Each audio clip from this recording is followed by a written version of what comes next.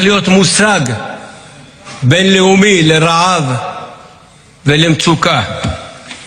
התמונות האלה מביאפרה היו אלה שזעזעו את המצפון של העולם בשנות ה-60, אך העולם המשיך לשתוק והמצור נמשך עד לכניעתם. מאז ועד היום המספרים הם בלתי נתפסים.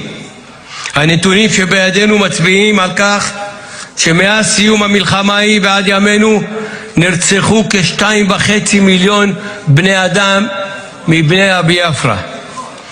בסך הכל לאורך כל השנים אנחנו מדברים על אובדן של כ6 מיליון נפשות. 6 מיליון, מספר מצמרר, מזעזע, ומזכיר לנו משהו, את מה שאנחנו עברנו כיהודים.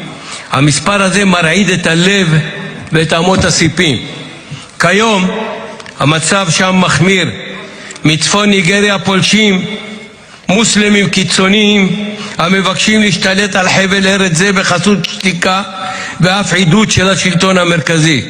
בני האיבו עומדים בפני ברירה אכזרית שהציב בפניהם בעבר שר המשפטים הניגרי: להתאסלם, למות או לחיות בגלות נצחית. ואני שואל שאלה רטורית, למה אנחנו צריכים להתערב? המצפון היהודי מחייב אותנו. המצפון היהודי מחייב אותנו להתערב ולזעוק. ואני מסיים, אדוני היושב-ראש, תודה על המחווה מבחינת הזמנים. אני מסיים ואומר, על משרד החוץ להעלות את הנושא הזה בכל פלטפורמה, בכל פורום בינלאומי, לעורר את המצפון האנושי של אומות העולם, שלעיתים אנחנו בתחושה שהוא לא קיים. כפי שחווינו זאת אנחנו על בשרנו, ולעיתים גם חווים, עם הצדק, עם המוסר הכפול, סולם ערכים מזויף למראית עין. ולכן אני קורא כאן מעל במת כנסת ישראל לעולם הגדול, לעולם כולו, להתעורר, להעלות זאת לסדר היום, ולשר החוץ שלנו ומשרד החוץ שלנו להעלות את הנושא בכל פורום או כל פלטפורמה אפשרית. תודה רבה, אדוני היושב-ראש. תודה רבה. מהדוברים נמצא פה? אין אף אחד, נכון? ישיב על ההצעה השר, מי השר משיב? בבקשה. סגנית השר, שר החוץ, שרן השכל. למה אתה אומרת לו לא? תגידי לו 20 דקות. אני לא תראה איך הוא נכנס ללחץ. אתה רוצה 20 דקות?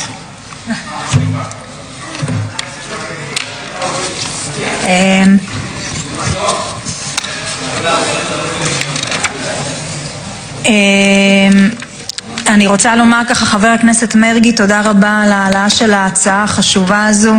אני חושבת שככה המקרה של חבל ביאפרה הוא באמת מקרה מאוד מאוד קשה. הכמות, אתה יודע, אנחנו מדברים על 15-17% מאוכלוסייה של ניגריה, אבל האוכלוסייה של ניגריה מדובר פה על 250 מיליון איש, אז באמת הערכות של 50 עד 70 מיליון איש זה הערכות שנמצאות לחבל ארץ הזה. זה כמויות מטורפות שבממדים שלנו קשה קצת להכניס לתוך פרופורציה. אני אתחיל בתשובה של ככה משרד החוץ, ואני אתייחס גם כן לנקודות שהעלית. חבריי חברי הכנסת, לאור הצעתכם לסדר בנוגע לסיוע לחבל ביאפרה שבניגריה, חשוב להבין את המורכבויות. ראשית, כסגנית שר החוץ, אני רוצה להביע אמפתיה עמוקה עם תושבי ביאפרה.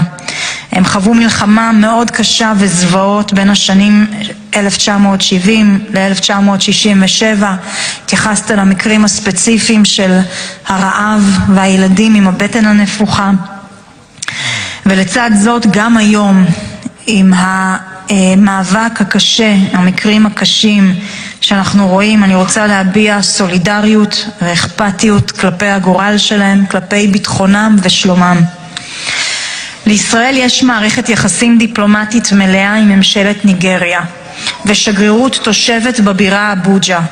ובכך אנחנו מכבדים את שלמותה הטריטוריאלית ואת ריבונותה של ניגריה ופועלים אל מול הממשל המקומי הרשמי.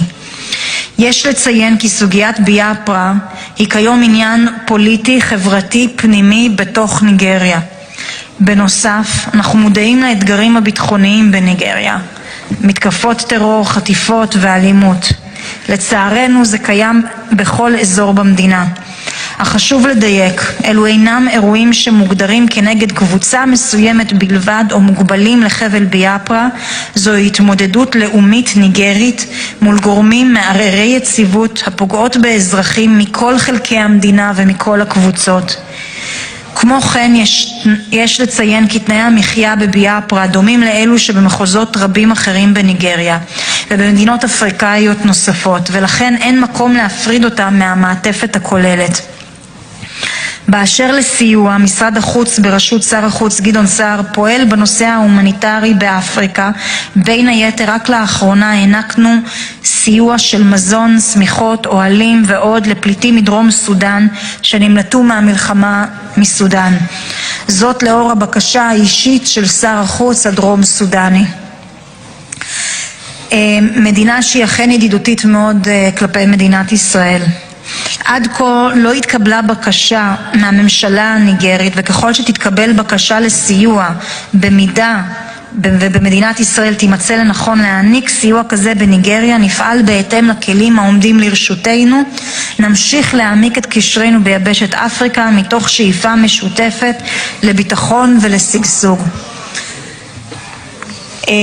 אני אומר ככה, אני יודעת שהנושא הזה קרוב ללבך, חברת הכנסת לימור סון הר מלך, חבר הכנסת מיכאל ביטון ומאיר כהן, וחשוב לי לומר שהנושא כן נמצא על שולחננו, אנחנו כן עוקבים מקרוב אחרי האירועים האלו.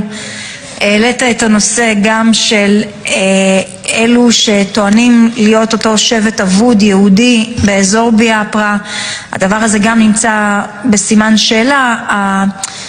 לפחות העדות היחידה שיש לנו פה היא בעצם בג"ץ שהוגש לבית המשפט שסירב לקבל, אבל לא ידוע בדיוק מה היה הלך הרוח או האדם שהוא טען בעצם לפליטות היהודית. או כל הנושאים האלה, נושאים מורכבים שצריכים להישאל גם בסוכנות היהודית וגם במשרד התפוצות וגם את משרד הדתות כדי לברר את העניין הזה לעומק. זה בסוגיה הזו שדיברת עליה שהיא הסוגיה היהודית.